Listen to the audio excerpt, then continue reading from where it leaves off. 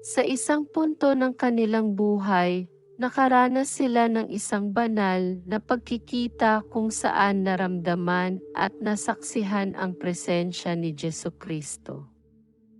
Ang misteryosong at sobrenatural na pangyayari ay naganap sa tahimik na bayan ng Santa Luca sa magandang mga burol ng Hilagang Italia. Sa gitna ng luntiang kalikasan, ang kamangha-manghang kwento ay nabuhay sa pamamagitan ng isang batang tinatawag na Juan. Ang kanyang anghelikal na anyo at maliwanag na mga mata ay nakakuha ng atensyon ng komunidad. Si Juan, isang bata pa lamang na 11 taong gulang noon, ay nagmula sa isang simpleng pamilya ng magsasaka. Kilala siya sa kanyang likas na kabutihan at pagkakaroon ng oras sa kalikasan, kung saan madalas siyang magbasa ng banal na kasulatan o manahimik na magdarasal. Ang kanyang debosyon ay nagbigay dangal sa kanya sa komunidad, ngunit walang makapaniwala na siya ay magiging bida sa isang kamangha-manghang kwento.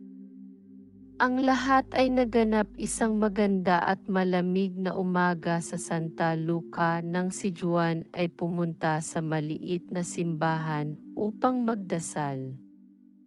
Habang siya ay nakatuon sa kanyang panalangin, tila bumuhay ang mga ilaw ng simbahan at isang kakaibang kahimigan at banal na presensya ay umapaw sa lugar. Ang mga tao sa loob, pati na ang matandang pari, ay nakakita ng kanyang kumikinang na anyo na puno ng kalinawan. Ipinahayag ni Juan ang kanyang kakaibang karanasan kung saan naramdaman niya ang mainit at mapagmahal na pagtangkilik sa kanyang tabi, na ipinakita bilang si Jesucristo mismo. Sinabi ng binata na nakita niya ang maamo at mapagpalang mukha ng tagapagligtas at narinig ang mga salita ng pag-ibig mula sa kanyang mga labi. Ang balita ng pagkikita na ito ay mabilis na kumalat sa mga mamamayan ng Santa Luca, na nagdulot ng di paniniwala, pagkamangha, at pangungulila. Ang komunidad, na matatag sa kanilang tradisyonal na debosyon at malalim na kaugnayan sa simbahan, ay nahati sa pagitan ng mga taong tinanggap ang testimonya ni Juan bilang tunay na himala at yaong nananatiling mapanuri. Natatakot na ito ay maaaring isang kasinungalingan o dayaan.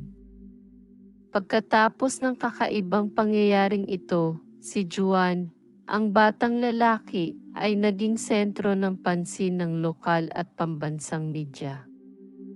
Mga mamahayag, teolohista, at mga tao na may kakuryushan ay nagpunta sa Santa Luca upang hanapin ang mga kasagutan. Ang buong komunidad ay nahulog sa isang mahigpit na usok ng media at relihiyon kung saan magkasalungat na opinyon ay nagkakabanggaan sa mga tindahan at plaza ng bayan. Ang pagkikita na ito, na tila banal, ay magbabago ng tuluyan sa buhay ni Juan at magdudulot ng isang anino ng misteryo sa mapayapang bayan ng Santa Luca. Sa pag-unlad ng kwentong ito, mas bibigyan natin ng pansin ang karanasan ni Juan at ang reaksyon ng komunidad, na naghahanap ng kahulugan at epekto ng kakaibang pahayag na ito. Ang pangunahing karakter sa kamangha-manghang kwentong ito ay isang batang lalaki na 11 taon gulang na may kaakit-akit na anyo, may kulay tsokolate na buhok at malalim na mata na tila nagpapahiwatig ng mabait na kaluluwa. Siya ay panganay sa isang pamilya ng mga magsasaka na kilala sa komunidad dahil sa kanilang dedikasyon sa lupa at malalim na pananampalataya. Noong kanyang kabataan, Namuhay siya sa simpleng at tahimik na kapaligiran na tatak ng araw-araw na buhay sa paaralan, pagtulong sa kanyang mga magulang sa mga gawaing pang-agrikultura, at pakikilahok sa mga relihiyosong pagdiriwang ng bayan. Mula pa sa kanyang murang edad, ipinakita ni Juan ang di-karaniwang interes sa relihiyon at espiritualidad. Bilang isang bata, siya ay lumalim sa pag-aaral ng mga banal na kasulatan sa loob ng maraming oras. Ginugol ang kanyang libreng panahon sa pagmumuni-muni sa makapal na kagubatan ng mga matatandang puno na lumalaki sa kanilang mga bukirin.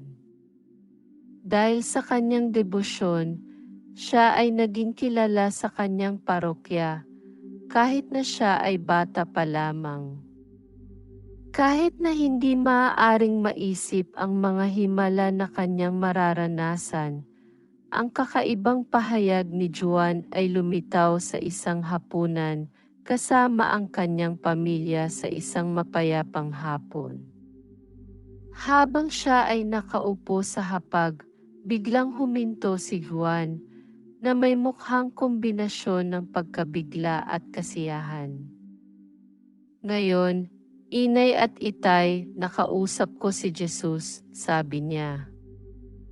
Sa simula, naniwala ang kanyang mga magulang na ito ay biro lamang. Gayunpaman, ang kahalagahan na makita sa mga mata ng kanilang anak ay kumbinsido sila na may kakaibang pangyayari.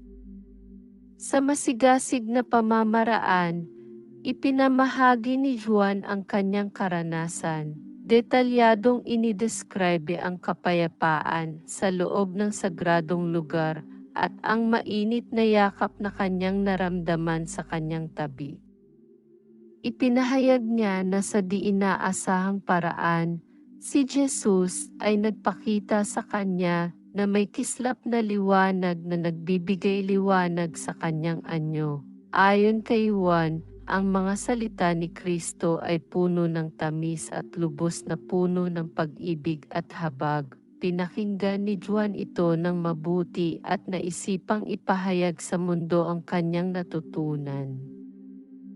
Ang pahayag na ito ay agad na nagdulot ng damdaming labis na pagkamangha at pagkabigla sa pamilya ni Juan. Sa simula, natatakot ang kanyang mga magulang na maaaring kailanganin ng kanilang anak ang tulong mula sa isang espesyalistang psikolohikal, ngunit dahil sa kanyang matatag na paniniwala at kahinahunan habang nagkukwento, nagbago ang kanilang isipan. Nalaman nila na kinakailangan nilang harapin ang sitwasyon ng may seryosohang at habag. Ang balita ng pagkikita ni Juan kay Jesus ay mabilis na kumalat sa buong bayan, na nagdulot ng iba't ibang reaksyon mula sa mga kaibigan, kamag-anak, at kapitbahay. Ang parokya ay nahulog sa isang kalagayan ng kaguluhan, at maraming mga mananampalataya ang nagtipon sa simbahan ng Santa Luca upang magdasal at hanapin ang espiritual na karanasan na katulad nito. Ang mga pahayag ng batang si Juan ay nagbigay diin sa mga malalim na tanong sa isipan ng lahat. Totoo nga bang posible ang ganitong kakaibang pagkikita? Ito ba ay isang pagsubok ng Diyos o hamon sa pinakamalalim na pananampalataya? Habang lumalakas ang usapan sa komunidad, ang pansin ng media at pambansang mga istasyon ay pumunta sa Santa Luca upang suriin ng maigi ang kahindik-hindik na kwento ni Juan at ang kanyang makalangit na karanasan. Si Juan ay nagkwento ng maingat tungkol sa kanyang kahanga-hangang karanasan na pagkikita kay Jesus. Ayon sa kanyang testimonya, habang siya ay nagdarasal sa simbahan, Isang liwanag na may kulay ginto ay unti-unting lumitaw at nagbigay liwanag sa lugar sa isang paraang tila mahiwaga. Isang pakiramdam ng katahimikan at kahinahunan ang bumalot sa kanya na nagpabura sa lahat ng iba pa. Sa isang partikular na sandali, napansin ni Juan ang isang presensya sa kanyang tabi. Paglingon niya, nakaharap siya sa isang lalaki na kilala lamang sa pamamagitan ng mga banal na imahe sa Biblia, si Jesucristo. Ang anyo ni Jesus ay nababalot sa kahindik-hindik na liwanag, ngunit ang kanyang tingin ay puno ng pagmamahal at hindi mapanghusga. Ayon sa kwento ni Juan, si Jesus ay nagsimulang makipag-usap sa kanya ng may mahinahong tinig. Itinatanong ang kanyang pagmamahal sa pananampalataya at kapatiran. Sinabi ni Juan na nilunuran siya ng di maihahambing na katahimikan at kagalakan dahil sa presensya ni Jesus. Gayunpaman, ipinagkatiwala sa kanya ang isang misyon, ang ipahayag ang mga mensahe ng pananampalataya at pag-asa sa kanyang kapwa. Ang pahayag ni Juan tungkol sa banal na pagkikita ay nagdulot ng iba't ibang reaksyon sa komunidad ng Santa Luca. Ang ilan ay tinanggap kaagad ang kwento ng binata bilang isang tunay na himala dahil sa kanilang malalim na pananampalataya at paggalang sa pamilya ni Juan. Ang iba ay nagkwento na nakaranas sila ng malalim na espiritualidad nang bumisita sa simbahan kung saan naganap ang banal na pagkikita. Gayunpaman, hindi lahat ay handang tanggapin ang kwentong ito. May mga tao sa komunidad na nagpahayag ng kanilang pag-aalinlangan at nagtanong tungkol sa katotohanan ng karanasan ni Juan. Ang usapan ay minsan niyan nagiging mainit. May mga mainit na pagtatalo sa pagitan ng mga naniniwala kay Juan bilang isang propeta at ng mga nagdududa sa kanyang salaysay. Ang parokya, na ngayon ay nasa sentro ng pansin, ay nagtawag ng mga espesyal na pagpupulong upang talakayin ang kakaibang pangyayaring ito. Ang mismong pari ay nagtatangkang manatiling patas, hinahamon ang komunidad na mag-isip tungkol sa nangyayari at itaas ang kanilang mga panalangin para sa mas malalim na pag-unawa. Samantala, ang mga reporter at media teams ay nagpunta sa Santa Luca, nagnanais na makausap si Juan, ang kanyang pamilya, at iba pang miyembro ng kongregasyon. Ang bayan ngayon ay nasa sentro ng pansin sa pambansang at pandaigdigang antas na may maraming opinyon at haka-haka na lumalaganap ng mabilis. Sa gitna ng ingay na ito, nanatiling matiwasay at matatag si Juan sa kanyang patotoo. Sinasabi na siya ay may espesyal na misyon para sa lahat. Ang kwento ni Juan at ang kanyang pagkikita kay Jesus ay lubhang naantig ang komunidad ng Santa Luca, nagbukas ng maraming reaksyon, diskusyon at pagmumuni-muni tungkol sa pananampalataya, espiritualidad at ang pagiging posible ng mga himala sa kasalukuyan. Ang komunidad ay patuloy na nahati sa pagitan ng pag-asa sa isang banal na pagbubunyag at pag-iingat sa di pangkaraniwan. Ang mga buwan ay lumipas at si Juan ay patuloy na nananatiling tapat sa kanyang paniniwala sa kanyang espesyal na misyon. Ginugol niya ang kanyang mga araw sa pagpapalaganap ng mga mensahe ng pag-ibig, habag at pag-asa sa mga taong handang tumanggap nito. Gayunpaman, ang kontrobersya tungkol sa pagiging totoo ng pangyayari ay hindi nawala. Ang mga eksperto sa relihiyon at mga matatalino ay patuloy na nag-aanalisa ng kwento para sa mga patunay o mas eksaktong paliwanag.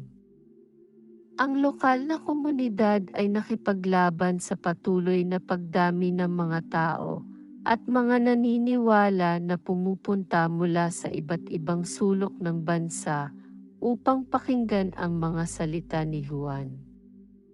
Ang kwento ni Juan at ang kanyang pagkikita sa banal ay nagtatakda ng hamon sa pananampalataya at kawalan ng tiyakang itinatanong ang mga hangganan sa pagitan ng kung ano ang itinuturing na posible at hindi. Bagaman ang hinaharap ay nananatiling hindi tiyak, isang bagay ang malinaw: ang kwento ni Juan at ang kanyang pagkikita sa kaharian ay mag-iiwan ng isang hindi malilimutang marka sa komunidad ng Santa Luca para sa mga susunod na henerasyon. Kung gusto mong makita pa ang maraming video ng ating Panginoon, magsulat ng "Gusto ko ito" sa ibaba sa mga komento. Kita-kits sa madali.